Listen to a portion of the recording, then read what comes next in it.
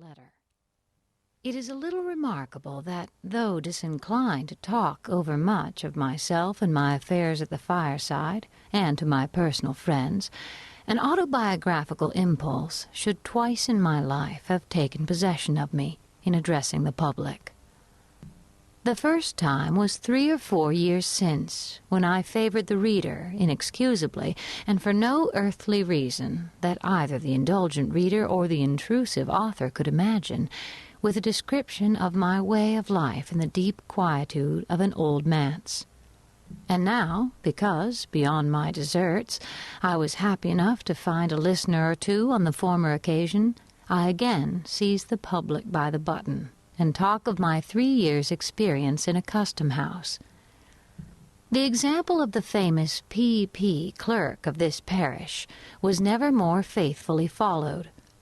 The truth seems to be, however, that when he casts his leaves forth upon the wind, the author addresses not the many who will fling aside his volume or never take it up,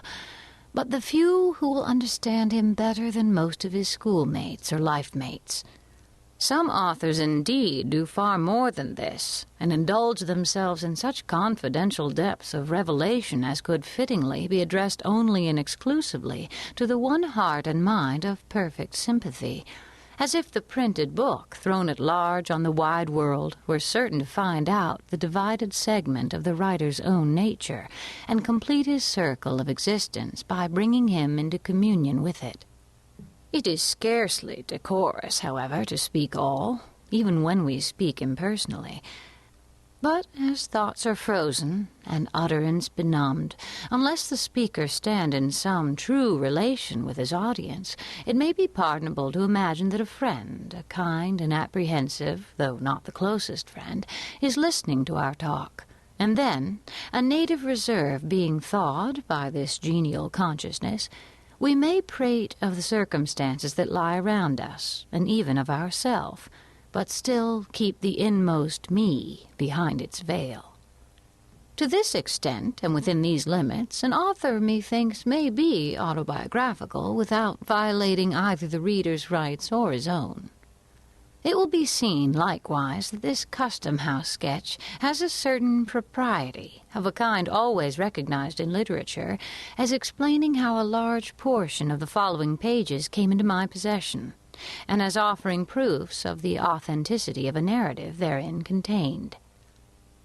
This, in fact, a desire to put myself in my true position as editor, or very little more, of the most prolix among the tales that make up my volume. This and no other is my true reason for assuming a personal relation with the public. In accomplishing the main purpose, it has appeared allowable by a few extra touches to give a faint representation of a mode of life not heretofore described, together with some of the characters that move in it, among whom the author happened to make one.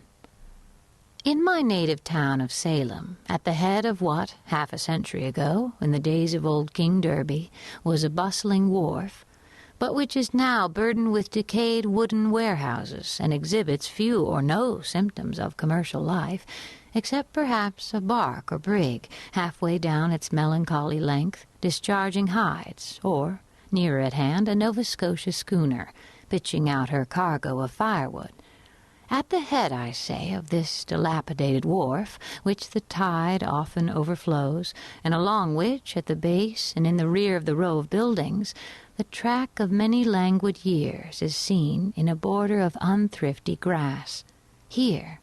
with a view from its front windows adown this not very enlivening prospect, and thence, across the harbor, stands a spacious edifice of brick. From the loftiest point of its roof, during precisely 3½ hours of each forenoon, floats or droops, in breeze or calm, the banner of the Republic, but with the 13 stripes turned vertically instead of horizontally, and thus indicating that a civil, and not a military, post of Uncle Sam's government is here established. Its front is ornamented with a portico of 6 wooden pillars, supporting a balcony, beneath which a flight of wide granite steps descends toward the street.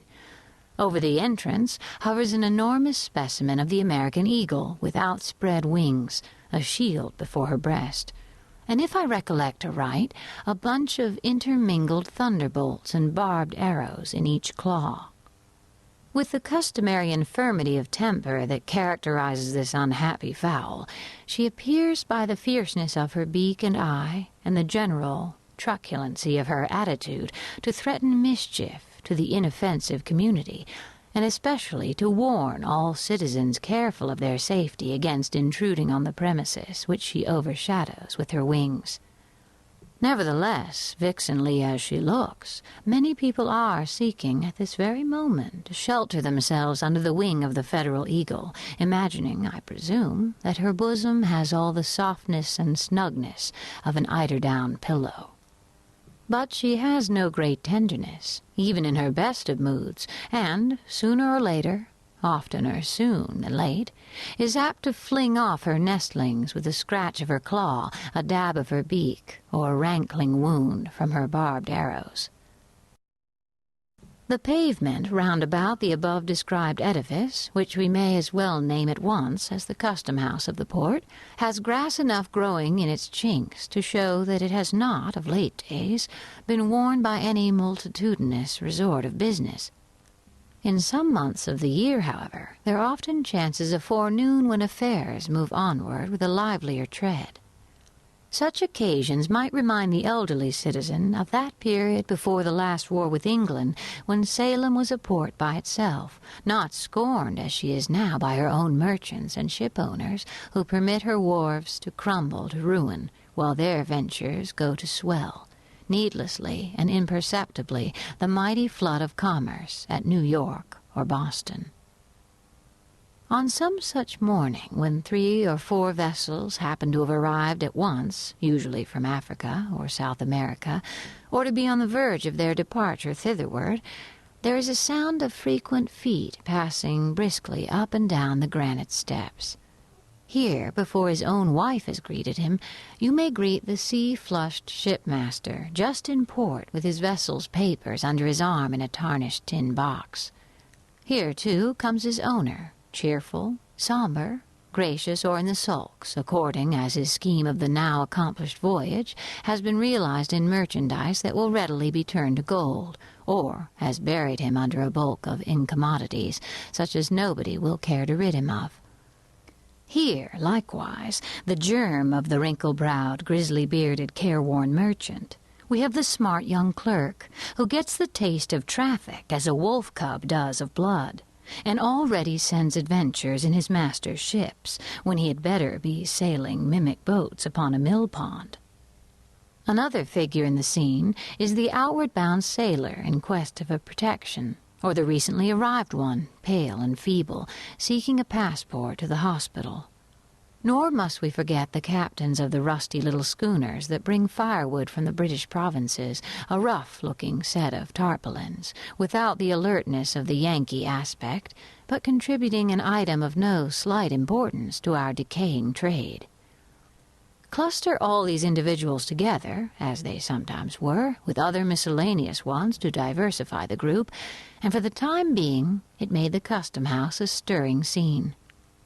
More frequently, however, on ascending the steps, you would discern, in the entry if it were summer-time, or in their appropriate rooms if wintry or inclement weathers, a row of venerable figures, sitting in old-fashioned chairs, which were tipped on their hind legs back against the wall. Oftentimes they were asleep, but occasionally might be heard talking together, ill voices between a speech and a snore, and with that lack of energy that distinguishes the occupants of almshouses, and all other human beings who depend for subsistence on charity, on monopolized labor, or anything else but their own independent exertions. These old gentlemen, seated like Matthew at the receipt of custom, but not very liable to be summoned thence, like him, for apostolic errands, were custom-house officers. Furthermore, on the left hand, as you enter the front door, is a certain room or office, about 15 feet square, and of a lofty height, with 2 of its arched windows commanding a view of the aforesaid dilapidated wharf, and the third looking across a narrow lane and along a portion of Derby Street. All 3 give glimpses of the shops of grocers, block-makers,